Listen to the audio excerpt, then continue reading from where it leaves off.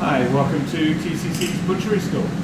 My name is Dan Creyke, I'm the executive chef at the club, and today I'm going to show you how to break down some of BC's best fish, some beautiful coho salmons. These were caught by Rick Burns, who catches and sells us most of our wild salmon at the club.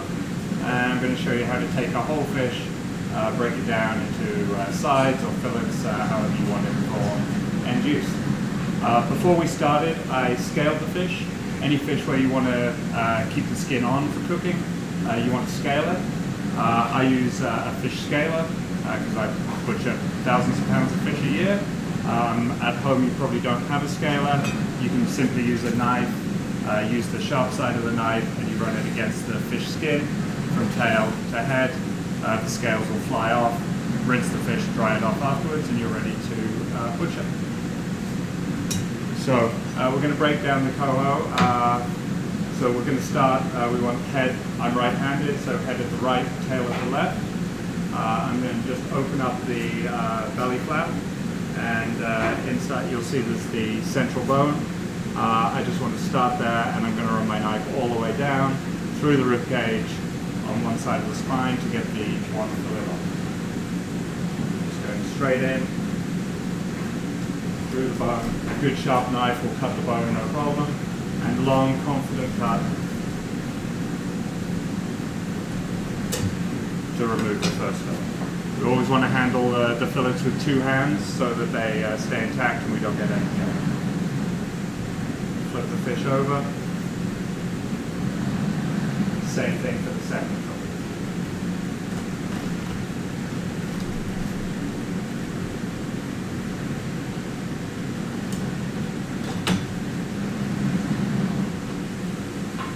We have a little bit of flat meat left on the bone. I'll show you what to do with that in a minute. Now, I'm using a Japanese fish knife. You probably don't have a knife like this at home. So I'll do a second fish here using just a pretty standard chef's knife. That's, if you're interested enough to break down your own fish, you probably have a decent chef's knife. Exactly the same thing. In through the bone at the top, following the spine, through the rib, to get the fillet away. Turn it over. Same thing for the second fillet.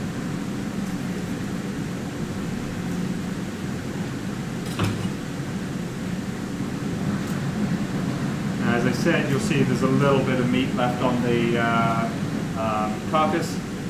If you're doing one fish, this isn't going to produce you any significant amount of salmon meat, but obviously we do tens or more of fish at a time, so we would generally, using a dessert spoon, just scrape the flesh that's there.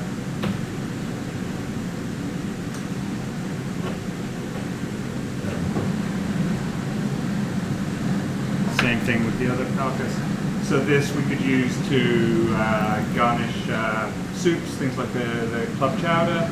If we had enough, we could use it, cook it off, use it to make pâtés, terrines, salmon mousses, things of that nature.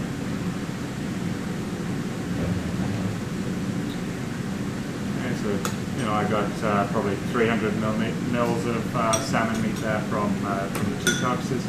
The bones themselves are not particularly useful. Salmon bones do not make a good fish stock, so the bones will be discarded. Clean up our board for the next stage.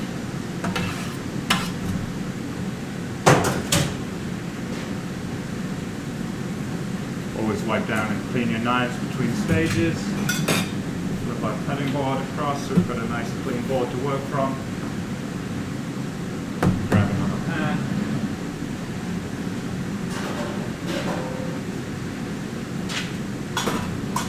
Okay, so the next stage will be to remove the belly from the fish and pin bones, anything we want to trim off to give us a nice fillet that we are ready to then either portion or cook as a whole fillet, depending on what we're doing. For this I'll use a smaller, slightly more flexible knife, just to give me a better ability to work around the fish. So the first step, I want to take the belly flap off the fish here, so the bones run this way. And I'm just going to run my knife under the bones to bring this off and trim off the belly. nice, again, smooth, confident cuts. Letting the knife do the work, lifting the belly away as we cut. Trim that off. So that piece of the belly is garbage again.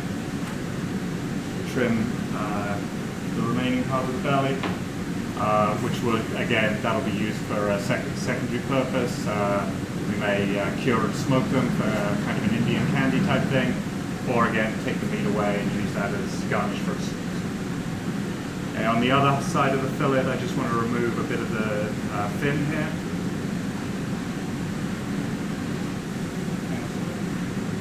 Cut to open it up nicely, and then one long cut to remove that. That's also part of the garbage. Okay, I'll then turn the fillet around. I want to remove a little bit of the spine that's left in the flesh here. Just the tip of the knife underneath it. I'm going to lift the spine piece and just let my knife do the work to remove this little bit of cartilage left there.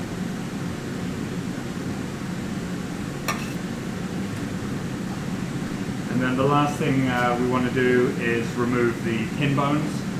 These are the bones that run from the belly to the skin of the fish. They run from the head about 2/3 of the way down the flesh. There's about 25 in a salmon. So those need to get pulled out for restaurant service on fish. We don't want to have fish bones going to customers. So I use for that a small pair of tweezers. And using fingers and experience, I know where the bones are. Grab the top of the bone with the tweezers and gently pull, and the little pin bone should come out nice and easy. I pull with one hand, collect with the other. Add a little bowl of clean water just to drop the bones into it. I'm done.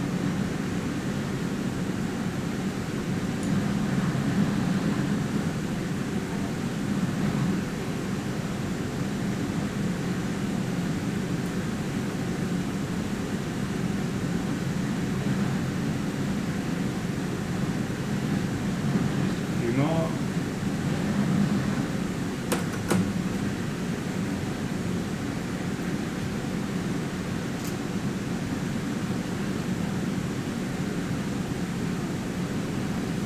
By running your finger from the head of the fish down, you'll be able to feel the bones, so you know when you've reached the last one.